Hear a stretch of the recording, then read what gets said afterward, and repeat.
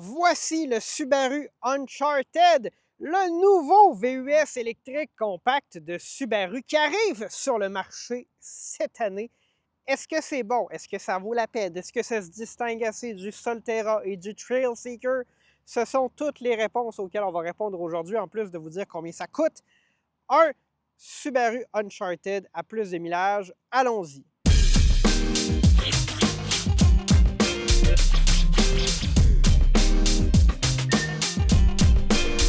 Le Subaru Uncharted, c'est le petit frère du Solterra. Donc, cette année, là, pour 2026 et 2027, Subaru là, renouvelle sa gamme électrique. Avant, on avait le Solterra qui était le cousin Subaru du Toyota BZ4X. Tout ça, ça va aux poubelles. Maintenant, on a un nouveau Solterra. Ben, nouveau. C'est le même Solterra, mais en version améliorée. Et on étend la gamme avec une version un peu plus comprimée, qui est le Uncharted, une version allongée qui est le Trailseeker qui correspond au CHR et au BZ Woodland respectivement là, chez Toyota. Ce sont tous des véhicules sur la même plateforme. Donc là, c'est sûr que dans l'essai, on va un peu parler des différences entre ceci et l'ancien Solterra ou le BZ4X qui existait chez Toyota, parce que tous ces véhicules-là sont une évolution de ceux que je viens de mentionner. Donc, nous avons une batterie là, de 77 kWh, mais la portion utilisable est probablement réduite par rapport à ça. Là. Il n'y a pas de chiffres officiels qui sont publiés par Subaru et Toyota, mais ce qu'Alexandre et moi on soupçonne, c'est que le buffer, hein, le tampon, là, la capacité qu'on se réserve au moment où on vous dit 0 km d'autonomie, elle est relativement importante. Et après ça, est-ce qu'on peut continuer à rouler ou pas à l'intérieur de ce tampon-là? Tout ça, ce sont des excellentes questions auxquelles on n'a pas de réponse. Mais bref, 77 kWh, c'est bon pour 438 km d'autonomie dans une version à traction intégrale comme ça ici. Il y a aussi une version traction à petite batterie. On n'en parlera pas. Je ne pense pas que ça vaut la peine de considérer ce véhicule-là. Autonomie un peu sous les 400 km. Il y a aussi une version à traction grande autonomie, 496 km. Je pense que certaines personnes vont la considérer si vraiment ce petit là, 60 km-là d'autonomie de plus, c'est important dans votre contexte. Ça se peut que ce soit important. Vous n'avez pas besoin de la traction intégrale, mais la puissance est largement réduite par rapport au modèle à traction intégrale, Sport et GT, qui ont 338 chevaux, ce qui est, je crois, 117 de plus que le Solterra à traction intégrale. Quand même un bump assez énorme. On va en parler pendant l'essai routier. Donc, 438 km d'autonomie. C'est la vitesse de recharge maximale est de 150 kW. Donc, avant qu'on avait le Solterra ou le BZ4X, en fonction de la batterie qu'on avait, on pouvait être limité à 100 ou 150 kW. Là, ici, c'est 150 kW. Est-ce que ça veut dire que le Uncharted est au niveau là, auquel on peut s'attendre d'un véhicule électrique moderne en termes de recharge rapide? C'est pas parfait, mais c'est beaucoup mieux qu'avant. On a aussi le préconditionnement de la batterie là, qui est disponible dans ce véhicule-là. Il y a une thermopompe, là, il y en avait aussi une avant. Bref, il y a quelques améliorations qui ont été faites pour à la fois augmenter l'efficacité du véhicule, mais aussi son autonomie par la capacité de la batterie et de venir influencer là, des facteurs comme avec le conditionnement de la batterie qui vont permettre d'avoir des meilleures performances de recharge, puis on a plus de puissance. Fait que vraiment, là, Subaru et Toyota ont été vraiment touchés à tous ces 3-4 petits leviers-là qui font en sorte qu'on a un véhicule ici qui est plus efficace. Il y a un monsieur de Toyota qu'on salue, hein, Romaric, qui nous disait que dans la version Toyota du Uncharted, le CHR à traction avant, il avait été capable de faire une consommation là, sur presque 500 km de 11,6 kWh au 100 km avec de la conduite en ville, ce qui est largement sous l'autonomie publiée par, pas l'autonomie, mais la consommation publiée par RNCAN, et ce qui lui aurait donné plus de 500 km d'autonomie dans le modèle traction. Fait que vraiment, là, au niveau de l'efficacité, on semble avoir fait un bon travail chez Subaru et chez Toyota avec ces véhicules-là de nouvelle génération. Fait que c'est ça, on va faire le tour un peu, on va ensuite l'amener sur la route et puis on va vous faire une conclusion par la suite. On va maintenant faire le tour là, de notre Subaru Uncharted en commençant par le port de recharge qui inclut un port NACS. Donc ça, là, ici, chez Subaru, on entre dans la modernité avec un bon port NACS qui va vous permettre d'avoir accès à toutes les bornes là, qui ont ce port de Tesla.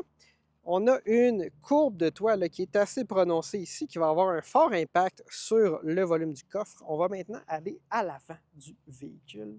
Fait important à noter, là, la garde au sol serait de quelque chose comme 8,2 pouces, 20-21 cm environ. Donc ça, c'est je dirais le standard chez Subaru. Là. Ils se sont toujours assurés que leur véhicule avait une bonne garde au sol. Dans le Thrill Seeker aussi, dans le BZ Woodland, on a à peu près l'équivalent, donc ça, c'est bien. À l'intérieur, ce qui est intéressant, c'est que le combiné d'instruments par rapport, par exemple, à un Solterra de première génération, il est placé beaucoup plus haut, donc on n'a pas besoin d'essayer de regarder autour du volant. Là, si on se place à l'endroit où se situe ma tête environ, on a une bonne ligne de vision vers le combiné d'instruments. Donc ça, en fait, là, c'était parce que sur l'ancien BZ, là, il y avait des versions à l'extérieur du Canada qui étaient disponibles avec un volant en forme de jouk, en forme de yoke, qui n'avait pas de branche dans le haut, puis ça fonctionnait, mais là, avec le volant régulier qui est installé au Canada, ça ne fonctionnait pas. Nous avons deux ici tapis de recharge pour vos téléphones, donc ça, je trouve ça bien. Je trouve qu'il y a des constructeurs encore aujourd'hui là, qui ne font pas l'effort d'en mettre deux, puis c'est un peu limité. Des beaux accents de bronze. Je trouve ça bien quand même qu'à l'extérieur, on n'en ait pas trop mis parce que sur certains modèles Subaru thermiques, entre autres sur les modèles Wilderness, là, il y a vraiment trop d'accents. On a ici l'écran un peu à la Ford hein, avec les boutons pour la ventilation. Au niveau du système d'infodivertissement, on se croirait dans un Toyota hein, et je crois que c'est parce qu'on hérite là, ce système-là du Toyota. Ceci étant dit, ce n'est pas le système qu'on retrouve dans le nouveau RAV4 2026, ni ce que l'on retrouve dans le nouveau Highlander électrique 2027 qui s'en vient. Donc, c'est comme pas la dernière génération de système d'infodivertissement. Ce n'est pas non plus l'équivalent de ce qu'on a dans le Outback là, de cette année qu'on a essayé récemment. Donc, juste un peu plus limité à ce niveau-là. Et vous voyez, là, combiné d'instruments, on a 90% d'autonomie, 390 km, ce qui correspond à peu près à l'autonomie annoncée là, par le constructeur. Vous voyez, là, cette semaine, j'ai fait 15,7 kWh par 100 km. Puis je fais beaucoup là, des déplacements assez courts. Donc, à ce niveau-là, là, je pense que c'est vraiment très bien. À l'arrière, maintenant, on a les poignées ici là, qui sont situées dans le haut. Au niveau de l'espace, on est relativement limité. Vous voyez, là, j'ai mis ici un banc de bébé. Puis pour qu'il puisse se dégager, là, il faut vraiment que le siège soit avancé beaucoup à l'avant. Mais je ne pense pas que les petites familles, c'est nécessairement le public auquel s'adresse ce véhicule-là. Il y a le Solterra et le Trail Seeker pour ces gens-là. Il y a quand même de la place là, pour s'asseoir ici, mais dans un BZ4X puis dans un Solterra, il y a vraiment plus d'espace dans les jambes. Là, vraiment, pour les jambes, le dégagement est beaucoup plus supérieur à l'arrière. On a deux prises USB-C et des sièges chauffants en arrière. À l'arrière, on va venir vous montrer l'intérieur du coffre. On a là un haillon ici, comme il y avait une courbe assez prononcée du toit.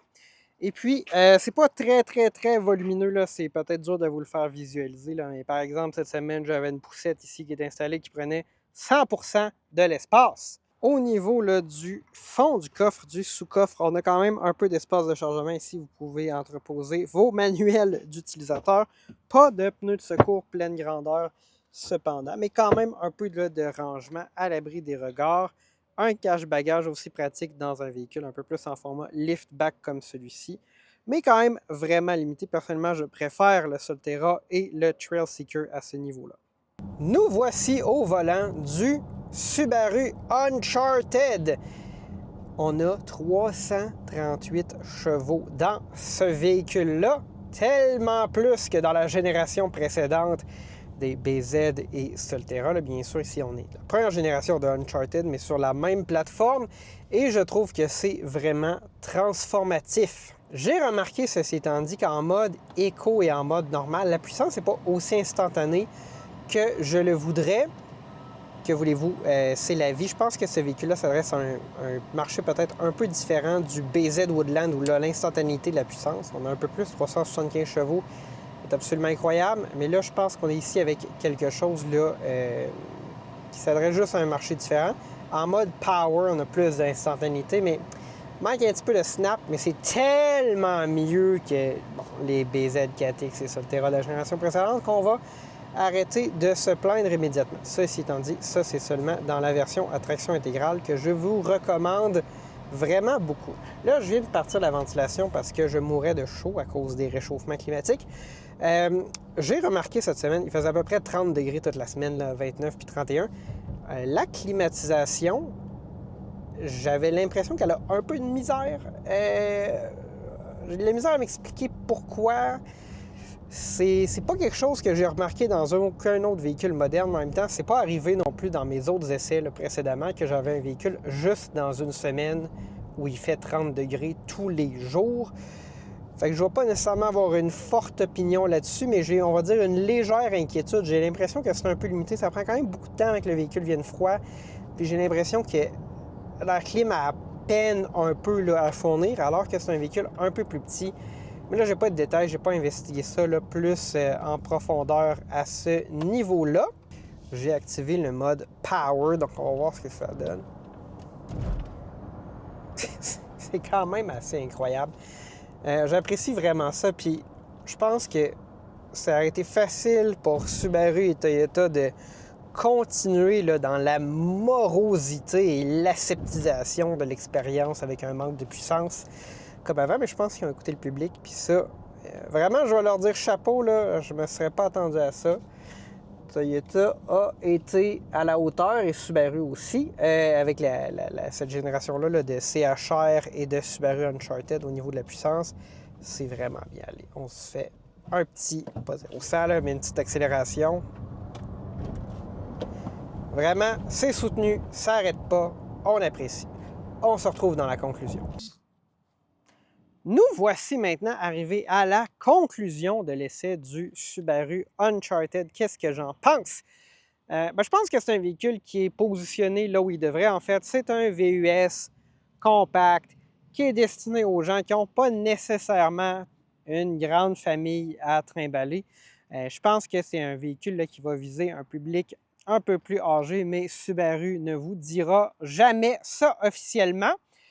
Au niveau de la performance, vraiment mieux que le Solterra là, de la génération précédente. On est sur la même plateforme, plus d'autonomie, plus d'efficacité aussi. On a vraiment là, modernisé ce véhicule-là.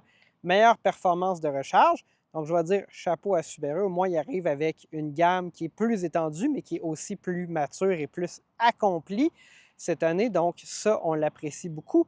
Au niveau du prix, là, vous allez peut-être voir qu'il y a une version à 44 000 qui est annoncée, qui est affichée, mais ça, c'est la version à traction avant à petite batterie. Les gens, je crois, ce qu'ils vont acheter, c'est la version Sport ou la version GT, les deux à traction intégrale avec 438 km d'autonomie avec la grosse batterie.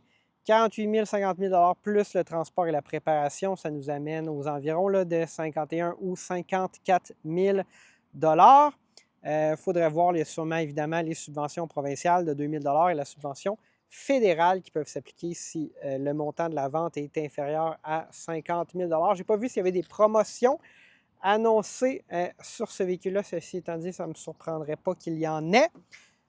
Le Uncharted n'est pas beaucoup moins cher que le Solterra, c'est juste très légèrement moins cher, alors que c'est un véhicule, je pense, qui est beaucoup plus niché, qui va aller chercher un public un peu moins large, qui est important dans la gamme de Subaru. C'est important qu'il y ait un véhicule dans ce segment-là. Tout le monde, tous les constructeurs majeurs doivent avoir un VUS sous-compact. Mais je suis personnellement de l'avis que, sauf exception, à moins que vraiment vous vouliez un véhicule plus petit ou que vous vouliez un peu plus d'autonomie que vous pouviez avoir, par exemple, dans une version à traction avant grande autonomie, je conseille à la plupart des gens d'aller vers le Solterra ou vers le Trailseeker, mais le Solterra probablement est le meilleur équilibre pour la plupart des gens. Ceci étant dit, c'est disponible, c'est pas beaucoup moins cher, c'est un véhicule qui est beaucoup mieux qu'avant. Personnellement, je vous le recommande. Je ne dis pas que c'est le meilleur véhicule du segment. Il y a plein de possibilités, il y a plein de choses qui sont en train de changer. Les chars chinois s'en viennent, le Kia EV5 est disponible, bref, toutes sortes de choses qui s'en viennent. Mais on a l'avantage que celui-ci est disponible parce que le Kia EV3, en fait, va sûrement être un excellent compétiteur, mais c'est pas trop ce qui arrive. Le V3, on sait qu'il s'en vient, il est censé arriver cette année, mais il arrive comme pas parce que c'est un véhicule qui se vend comme des petits pains chauds dans d'autres marchés. Bien là, Subaru, Toyota avec le CHR et le Uncharted sont arrivés, eux, c'est disponible.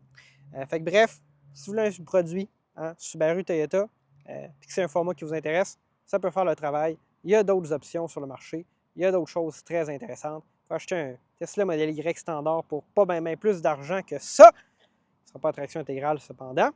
Fait que c'est tout pour notre essai d'aujourd'hui. Je n'ai pas les chiffres à la location parce que c'était même pas écrit sur le site de Subaru. Ça m'a surpris un peu. Mais à l'achat, il n'y avait pas non plus les subventions qui étaient intégrées. Là, mais si on considère les subventions, on est quand même à un véhicule qui, incluant les taxes et le financement, vous voyez à peu près 1000 $ par mois sur 60 mois, zéro comptant. Quand même beaucoup de bidou pour un véhicule de ce format-là. Sur ce, on se laisse. C'était Gabriel pour plus de millage. Si vous avez aimé la revue d'aujourd'hui, mettez un petit pouce, abonnez-vous à la chaîne, cliquez sur la petite cloche pour être notifié une fois qu'une vidéo est disponible. Et vous pouvez même cliquer sur se joindre si vous voulez être là d'avance, faire partie de nos membres, voir votre nom dans le générique et voir en primeur les vidéos dès qu'ils sont disponibles et non pas quand on a planifié leur sortie. On se dit à la prochaine.